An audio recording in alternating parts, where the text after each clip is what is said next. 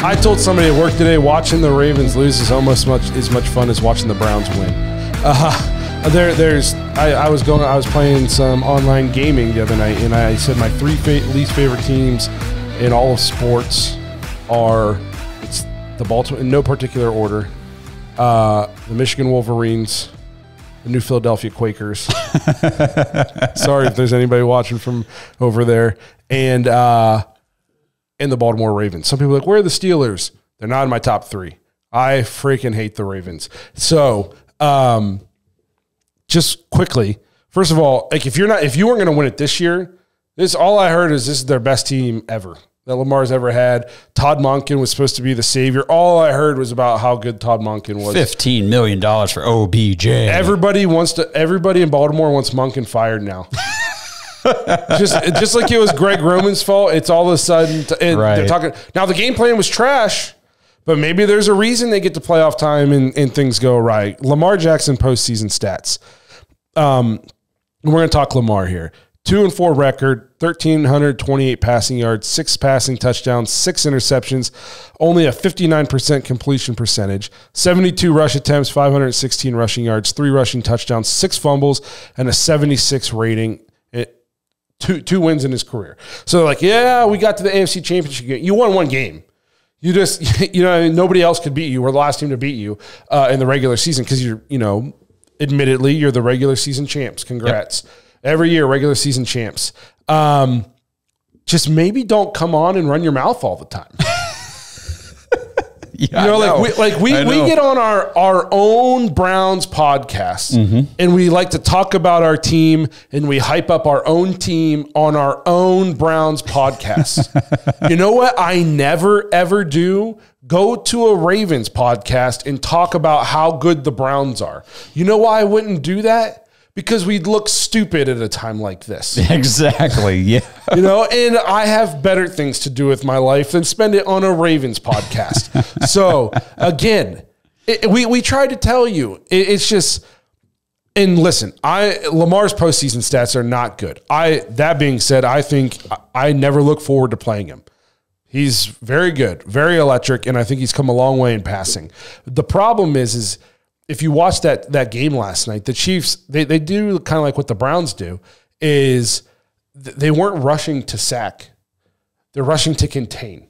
And Lamar has come a long way in his passing. Like from his rookie season to now, I think he's way better. Okay? But he's still, and I just don't know if he's ever going to be a high-level, consistent pocket passer. He'll make 2 to 3 throws in a game from the pocket, take his drop plant, and he'll make a throw, and you're like, holy crap. That was a really good throw.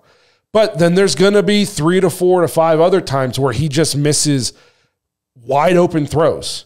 And if you're a defense, especially come playoff time, you're probably a high-level defense. You're a well-coached team. You're a disciplined football team. You're going to be told, we'll live with giving up these 2 to 3 plays as long as we don't get burnt for a touchdown or whatever. But if we give up 2 to 3 chunk plays on him making amazing throws, we'll live with it because we know for a fact there's going to be 4 or 5 other times where he's just going to miss wide open guys, and he'll fumble or he'll press and make a bad decision. He'll turn it over, and that's the monkey on his back right now. He's got and I just don't know if he'll ever be a high enough pocket passer to overcome that. And then for some reason, they just completely got away from what they did well. They were the #1 rushing team, and they had like 15 rushing attempts. The Chiefs came in with a great plan on defense. They took that away. The Chiefs, too, they didn't really take it away. Gus Edwards averaged like 8 yards a carry or something. They just never give him the ball. I was looking at this. I would like to know how many plays they ran where Lamar dropped back. And you're right, the Chiefs did a very good job of the contain, and he couldn't get out wide and do his thing. They kept pushing him back. A lot of times he was able to get rid of the ball, throw it out of bounds. But Gus Edwards only had 3 carries for 20 yards. What Justice Hill do? You have like 3 or 4? 3 carries for 3 yards. Now, Gus Edwards had a long of 15, so he had 1 carry for 15, then he had 2 more for a total of 5. But 3 carries is not enough to get your running back in any kind of rhythm. In an entire game, what is Lamar throwing 37 times for? That's really high for him. So, and we tried to say this year, their offense he was throwing much more efficiently, but if you went back and you looked at a lot of his games, it was like he's 21 of 25 for a $180. Exactly. Yep. You know what I mean? And that was getting the job done. And then you came out here and you tried to make him this whatever he's not. And it cost you guys again. And I just don't know what to do because they just gave him a huge contract. You can't move off of him because 1, you're giving him a ton of money, and 2, despite the pitfalls to his game, I think he's a top 5 quarterback, like easy. And he's a guy like I definitely don't look forward to playing against. No. So I just don't know what they do. Like I don't know what they do. You can't find. I mean, Harbaugh's too good of a coach. You just brought in Monken. Are you going to fire him and go find somebody else who comes up with a new game plan? Like, I don't know what to do. I don't know where they go from here. I do know I don't think, like, offensively, they're very good defensively, and they play very hard and very, very physical. And Zay Flowers looks like he's going to be pretty freaking good. Yeah, I think so. Okay. He just needs to not be so stupid. Okay. But, like, their second leading receiver was Nelson Aguilar with 1 catch for 39 yards. Right.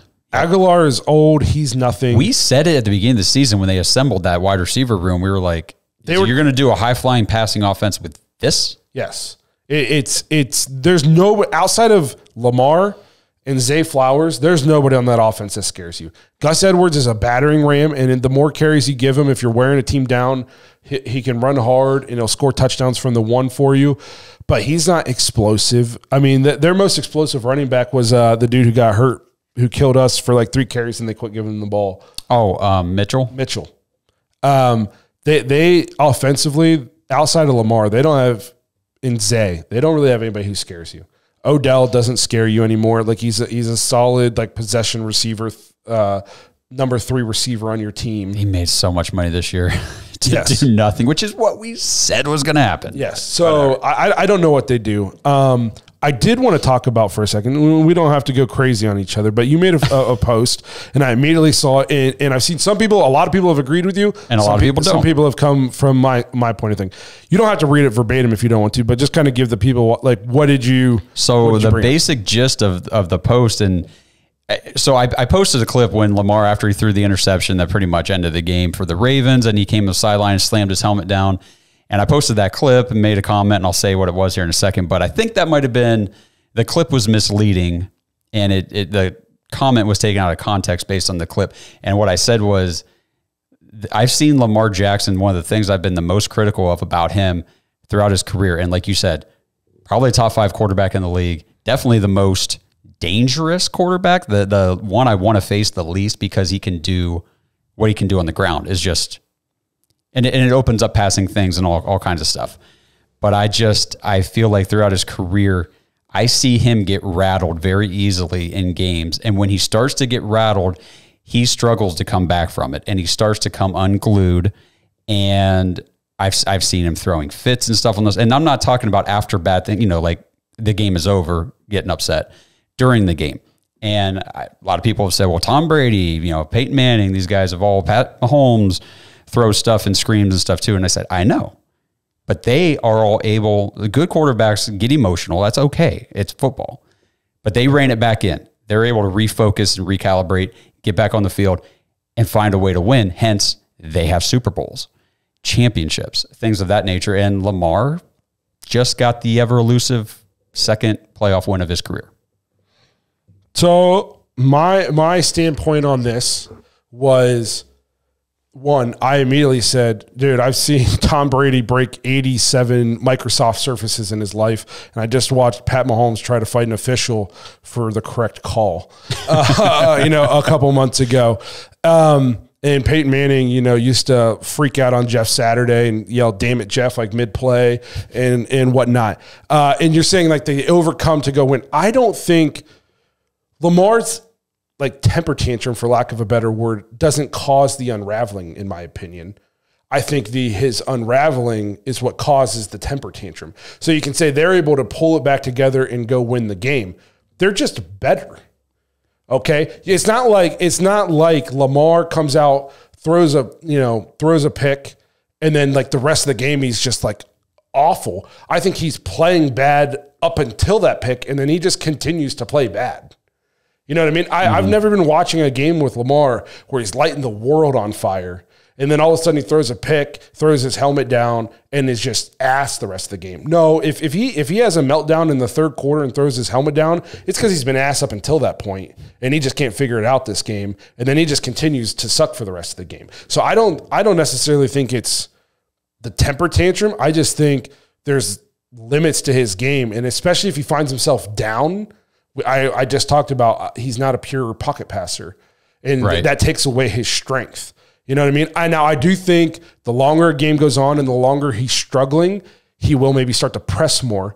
You'll see him carry the ball looser. That's why, they call him the fumble. He threw into triple coverage, even though they were moving the ball on a terrible INT. But I don't think it has anything to do with the temper tantrum. I think the temper tantrum is the cause of quarters of bad play leading up to that point. At least that's the way I look at it. Thanks for listening to another episode of the Dawgs Podcast. Make sure you subscribe on YouTube and follow us on Twitter at the Dawgs Podcast. Get your thoughts on the show at thedawgspodcast.com.